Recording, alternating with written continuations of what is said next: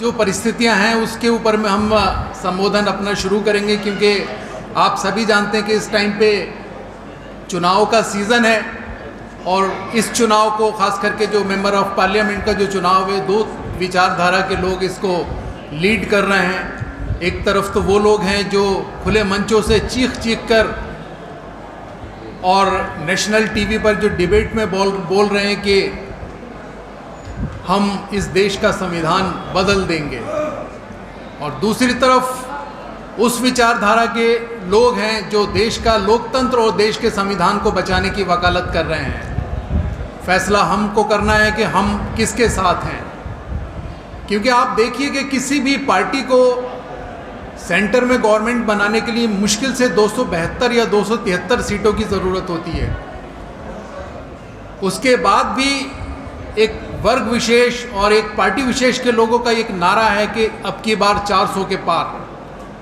क्या मतलब है इसका 400 के पार का? आप लोगों को, अगर हमारे पढ़े लिखे लोगों को भी इस बात का अंदाज़ा नहीं है कि इस बार 400 पार का क्या इसमें इनकी साजिश है, तो ये बड़े दुर्भाग्य की बात है। मैं आपको बताता हूं कि अगर कोई भी पार्टी पार्लियामेंट में 400 के पार का आंकड़ा पार करती है तो उसको वो सारी शक्तियां प्राप्त हो जाती हैं कि वो किसी भी चालू कानून को शिथिल कर सके, उसको बदल सके, यहाँ तक कि उसको समाप्त भी कर सकती है। यही वजह है कि वो अब की बार 400 पार का नारा दे रहे हैं और हम लोगों को समझना चाहिए कि ये कितना ख़तरनाक उनका मंसूबा है।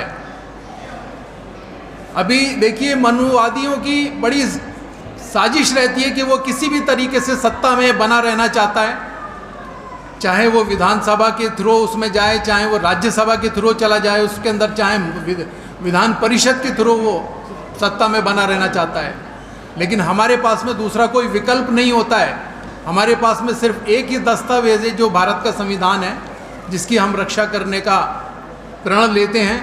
हर साल हम इकट्ठा होते हैं। इसी तरीके से अभी ये जो बहुजन समाज के जो संगठनों का एक सामूहिक जो मोर्चा, संयुक्त मोर्चा जो बनाया है हम लोगों ने, उसके अंतर्गत हम जगह जगह मीटिंग कर रहे हैं। बहुत सारी मीटिंग हो रही हैं। अभी आपको लोगों ने बताया कि 50 से ज़्यादा मीटिंग्स अब तक हो चुकी हैं।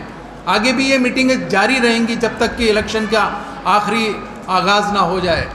हमारी एक पूरी कोशिश है कि हम एक एक आदमी को ये समझाने की कोशिश करें कि संविधान बचेगा तब हम बचेंगे। संविधान है तो हम हैं। अगर संविधान नहीं बचेगा तो आप देखिए ना कि दिल्ली के अंदर या और भी देश के दूसरे हिस्सों में जो लोकतांत्रिक रूप से चुनी हुई सरकार हैं, उनके मंत्रियों को और मुख्यमंत्रियों को किस तरीके से जेलों में ठूंसा जा रहा है, उनको किस तरीके से उनको कुचला जा रहा है। आप देखिए कितने सालों से मणिपुर जल रहा है और कोई उस बारे में बात नहीं कर रहा है।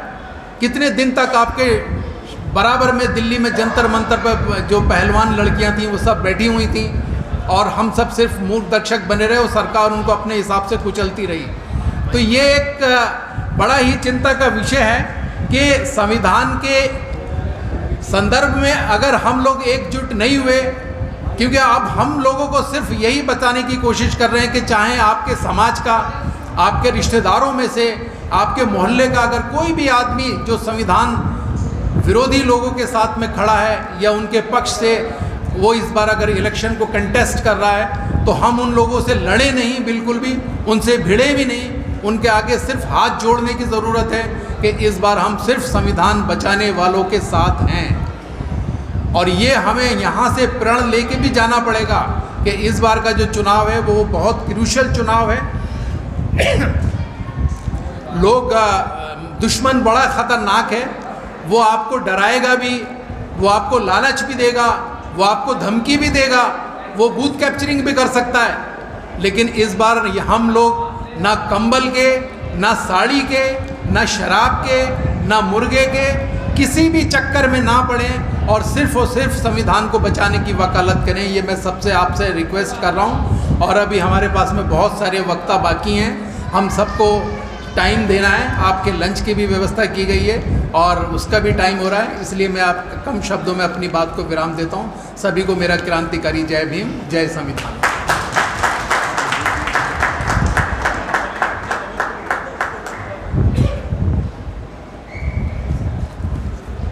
अशोक जैदिया जी हैं नारनौल से, वो आ जाए मंच